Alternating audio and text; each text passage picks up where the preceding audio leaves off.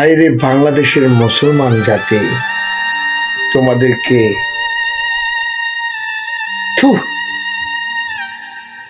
একজন ছোট বাচ্চার জন্য 10 লক্ষ টাকা উঠায় শুধু তার চোখের আলো নিভিয়ে যাচ্ছে বলে। কিন্তু আমার একটা ভিডিওতে এক আল্লাহর ঘর মসজিদ আগুনে পুড়ে ছাই হয়ে গেছে, তার জন্য 10টা টাকা দেবার মতো ব্যক্তি বাংলাদেশে মনে হয় নেই। আল্লাহ আপনাদের টাকাগুলোকে ডাস্টবিনে ফালাই দেবে। আল্লাহ আপনাদেরকে এমন দুর্ভোগ করবে যে আপনারা যারা আমার এই ভিডিওটা দেখার পরেও শেয়ার না দিয়ে যাচ্ছেন, যারা এই মসজিদে দান না করে একটা বাচ্চার জন্য 10 লাখ টাকা তুলতে পারেন, 47 ঘন্টায় 10 লাখ টাকা উঠাইছে। বাংলাদেশের টাকার কোনো মূল্য নেই, কিন্তু আল্লাহর ঘর মসজিদটা পুরে ছাই হয়ে গেছে, তা দেখার সময় আপনাদের নেই। আপনারা ভিউ ব্যবসা করতে চান। আমি তো বড় কন্টেন্ট ক্রিয়েটার নই যে ওই মসজিদের জন্য ফান্ড কালেক্ট করব। আরো শুনি পীরগঞ্জের মেধাবী ছাত্রী, তার চোখের পাওয়ার কমে যাচ্ছে, তার জন্য ফান্ড কানেক্ট করা হবে, টাকা তোলা হবে। কিন্তু আল্লাহর ঘর মসজিদটা, এটা কি আমার দায়িত্ব না আপনাদেরও দায়িত্ব আছে? আপনারা মানবতার ফেরিয়ালা হয়েছেন, অথচ এই যে মসজিদটা পুড়ে গেছে, এই মসজিদটার প্রতি একটুও কি মায়া নেই? এখানে হাজার হাজার মানুষ নামাজ পড়ে, আল্লাহর কাছ থেকে আপনাদের দোয়া করবে। আসুন, এই ভিডিওটা দেখার পর আপনাদের সহযোগিতা একান্ত কামনা। সবাই ভালো থাকবেন। স্থান পীরগঞ্জ 2 নং ভ্যান্ডাবাড়ি ইউনিয়ন, 7 নম্বর ওয়ার্ড, বৌলবাড়ি চাতাল বাজার, জামি মসজিদ। সবাই ভালো থাকবেন, আল্লাহ আপনাদের সহায় হোক।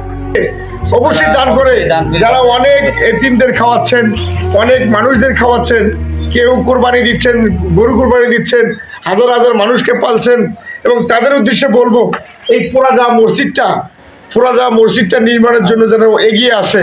বাংলাদেশের 95% মুসলমানের দেশ, এই দেশের যেন এরকম অবহেলিত একটা মসজিদ পুড়ে যাওয়ার পরে আজ 15 দিন হয়ে যাচ্ছে, একটা লোক নেই যে কেউ এগিয়ে আসছে।